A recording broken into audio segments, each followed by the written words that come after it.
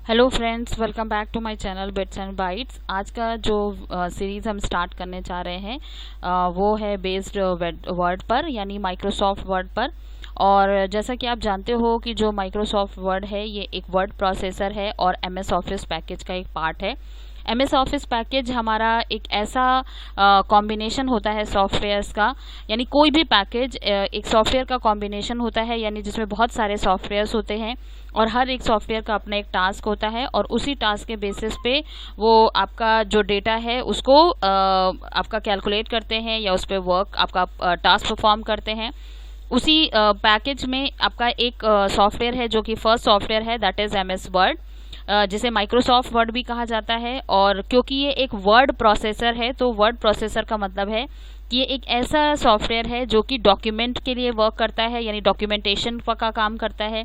आपको magazine type करनी है, आपको लेटर टाइप करना है, आपको बुक्स टाइप करनी है, तो उसके लिए हम माइक्रोसॉफ्ट वर्ड का इस्तेमाल करते हैं।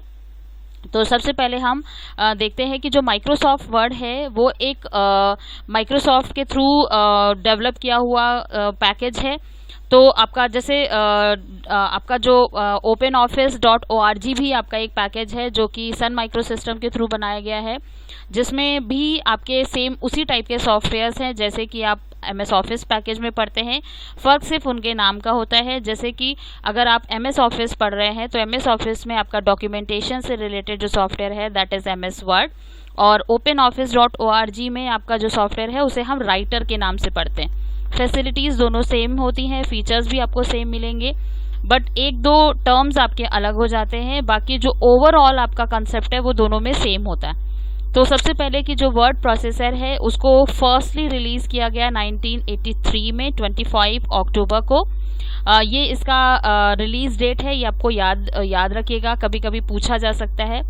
तो सबसे पहला जो हो गया कि आपका जो रिलीज़ हुआ है वो कब हुआ है, 25 अक्टूबर 1983 में।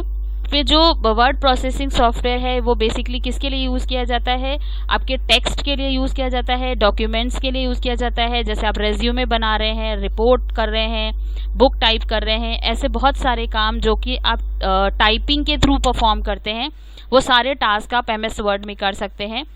कुछ फीचर्स के बारे में या कुछ फंक्शंस के बारे में हम पढ़ते हैं। तो देखिए, सबसे पहला जो आपका फंक्शन या फीचर्स है, creating, editing, saving and printing document.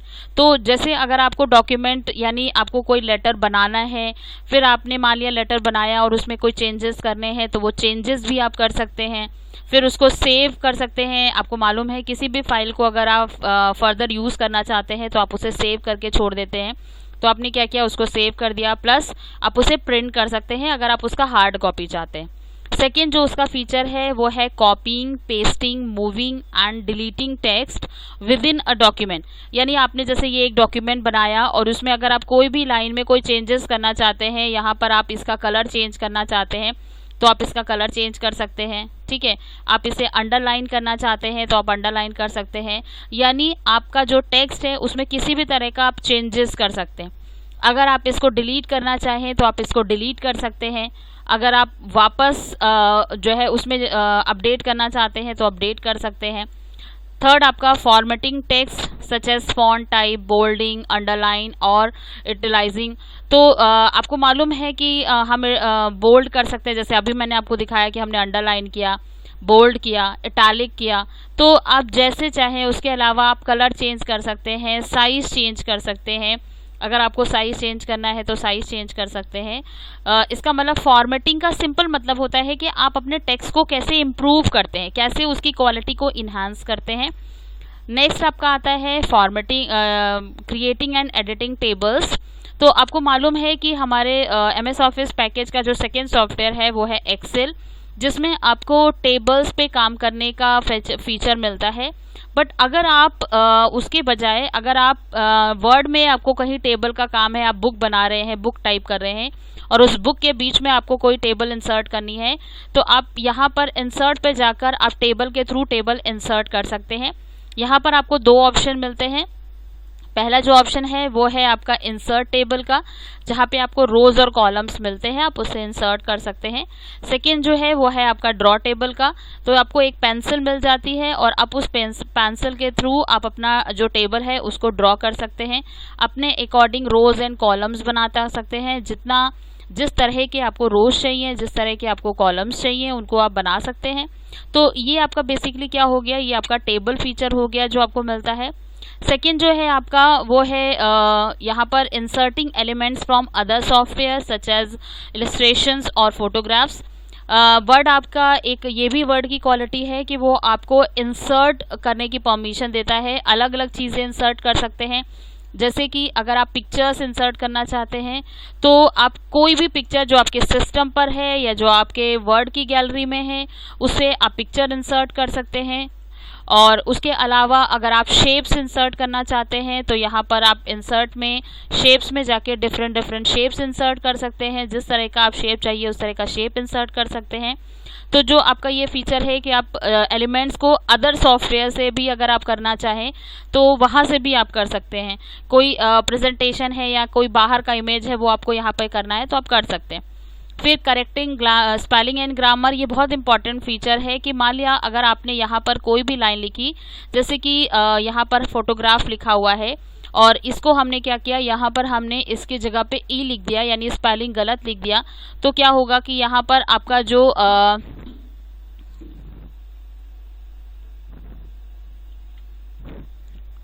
यहाँ पर अगर आप कोई भी स्पेलिंग गलत लिखते हैं तो वो क्या करेगा, वो आपके स्पेलिंग को चेक करेगा और उसके हिसाब से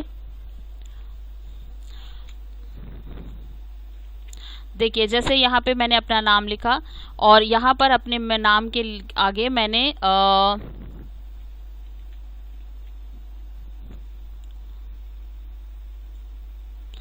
नाम के आगे मैंने ANA की बजाय ENA कर दिया, तो अब देखिए यहाँ पर एक रेड लाइन आ गया। ये रेड लाइन शो करता है कि आपने जो स्पेलिंग है वो गलत लिखा हुआ है। तो इसको रिमूव कैसे करना है ये हम अपने आगे के वीडियोस में देखेंगे। तो इसे हम बोलते हैं spelling grammar and checking feature, ठीक है। तो ये वो कुछ फीचर्स हैं। उसके अलावा है आपका मेल मर्ज फीचर, ये बहुत इंपॉर्टेंट फीचर है कि अगर आप किसी भी एक लेटर को आप कई सारे लोगों में डिस्ट्रीब्यूट करना चाहते हैं बिना उसको बार बार लिखे हुए, तो आप मेल मर्ज फीचर का यूज़ कर सकते हैं। तो इन सारे फीचर्स के बारे में हम डिटेल में आगे अपने वीडियोज़ में पढ़ेंगे। बट अभी का जो आपका वो है फीचर्स जो फीचर्स आपको वर्ड प्रोसेसर में मिलते हैं। प्लस अब अगर हम बात करते हैं कि हमारा जो सबसे पहला काम होता है वो ये कि हमारा जो वर्ड है उस वर्ड प्रोसेसर को हम ओपन कैसे करेंगे। तो आपको मालूम है हर एक उसकी ऑप्शन की तरह यहाँ पर आपको जाना है और स्टार्ट में ऑल प्रोग्राम्स में, और आपको यहाँ पे वर्ड ऑप्शन मिल जाएगा। यहाँ पर आपको वर्ड पे क्लिक करना है। अगर आपको यहाँ पर नहीं दिख रहा है तो आपको क्या करना है, आपको MS ऑफिस में जाना है, यानी आपके जो स्टार्ट बटन है उसमें प्रोग्राम्स में आपका MS ऑफिस होगा, उस पर क्लिक करना है और वहाँ आपको वर्ड का फीचर मिल जाएगा। दोनों में से आप किसी भी जगह जाकर आप अपना वो टाइप कर सकते हैं, यानी अपने जो ऑप्शन है उसको वर्ड को सिलेक्ट कर सकते हैं। अब हम बात करते हैं हमारे पास यहाँ पर जो विंडो है उस विंडो में हमें क्या चीज़ फीचर्स मिल रहे हैं।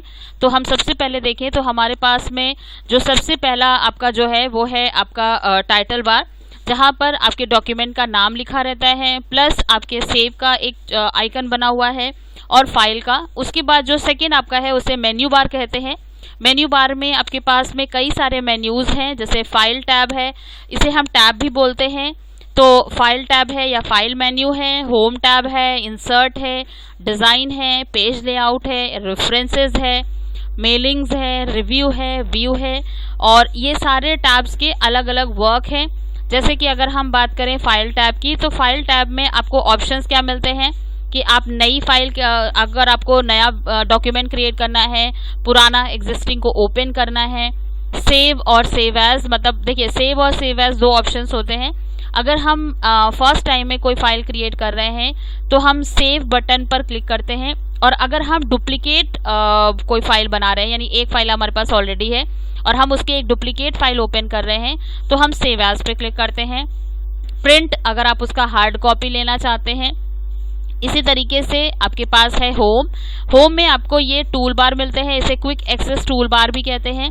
यानी अगर आपको कोई भी ऑपरेशन परफॉर्म करना है तो उसके लिए आपके पास यहाँ पे ये आइकन्स आपको मिले हुए हैं जो कि ग्राफिक्स की फॉर्म में हैं, और आप इनमें से जिसमें चाहे जाकर अपना एक्शन परफॉर्म कर सकते हैं। फिर आता है आपका इंसर्ट। इंसर्ट में अब जो भी चीज़ें, जितने भी ऑप्शंस आपको मिलते हैं जो आप अपने डॉक्यूमेंट में इंसर्ट कर सकते हैं, वो सारी चीज़ें आपको यहाँ पर मिल जाएंगी जो आप अपने डॉक्यूमेंट में स्टोर कर सकते, यूज़ कर सकते हैं।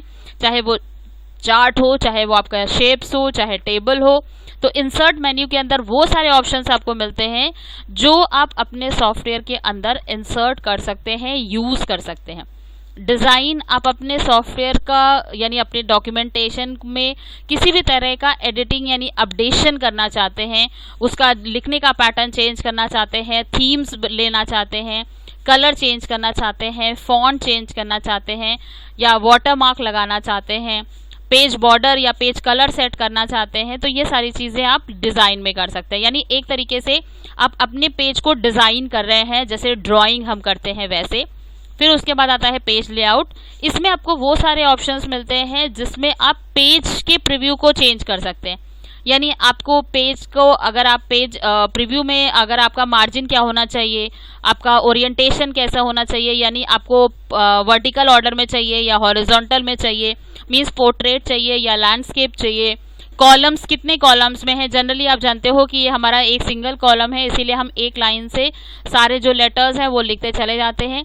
अगर हम इसमें कॉलम्स बना देंगे तो ये एक कॉलम, फिर सेकेंड कॉलम, फिर थर्ड, ऐसे कॉलम में काम करेगा। ठीक है, इसके बारे में भी हम आगे के वीडियोस में बात करेंगे। फिर आता है आपके पास ब्रेक्स है, यानी कि कोई भी आपका जो पेज आप बना रहे हैं, जो डॉक्यूमेंट आप बना रहे हैं, उसमें आप किस तरह का प्रीव्यू देना चाहते हैं, किस तरह का व्यू आगे के लिए देना चाहते हैं, वो आप पेज लेआउट से चेक कर सकते हैं। फिर है आपका रेफरेंसेस। रेफरेंसेस में जो एडिशनल फीचर्स ऐड किए जाते हैं, यानी आपको अपने जो डॉक्यूमेंट है उस डॉक्यूमेंट में एडिशनल फीचर्स ऐड करने हैं तो आप रेफरेंसेस का इस्तेमाल करते हैं। किसी से लिंक करना है तो रेफरेंसेस का इस्तेमाल करते हैं। यानी एक डॉक्यूमेंट से दूसरे डॉक्यूमेंट के बीच में आपको किसी भी तरह का कोई लिंकिंग करना है, इंडिकेशन देना है, तो आप रेफरेंसेस के थ्रू ये सारे ऑप्शंस आपको मिल जाते हैं। नेक्स्ट आता है आपका मेलिंग। ये आपका मेल मर्ज का ऑप्शन है। इसमें वो सारे फीचर्स आपको मिलेंगे जो हम मेल मर्ज में यूज़ करते हैं। फिर है आपका रिव्यू। रिव्यू में आप जब आपने पेज बनाया तो उस पेज में आपको आपका लैंग्वेज चेंज करना है या फिर आपको वर्ड काउंट करना है कि कितने वर्ड्स का, जैसे कई बार होता है कि आपको एक ऐसे करना है जिसमें 50 वर्ड्स होने चाहिए या 25 वर्ड्स होने चाहिए। आप कोई चेंजेस कर रहे हैं तो वो चेंजेस आपके एप्लीकेबल हो ना एप्लीकेबल हो, ये सारी चीज़ें हम रिव्यू में करते हैं। उसके बाद में फिर व्यू, यानी आपका जो वेब पेज है उसमें आपको देखे जैसे ये रूलर्स दिख रहे हैं, ये रूलर्स दिखेंगे कि नहीं दिखेंगे, आपको नॉर्मल व्यू देखना है कि आपको प्रिंट लेआउट देखना है, तो ये व्यू है, यानी आपका वो जूम करना है या नहीं करना है, ये सारी चीज़ें आपको किस में मिलेंगी, व्यू ऑप्शन में। तो ये वो सारे फीचर्स हो गए, ये सारे वो टूल बार्स हो गए जिनके ऊपर हम वर्क करेंगे आगे के वीडियोज़ में। आई होप कि आपको इतना समझ में आ गया होगा। और अगर आपको इससे रिलेटेड कोई भी चीज़ पूछनी है तो आप कमेंट बॉक्स में लिख सकते हैं। और आई होप कि आपको ये वीडियो अच्छा लगे, एंड अगर आपको अच्छा लगा है तो लाइक कीजिए और सब्सक्राइब करिए। Thank you.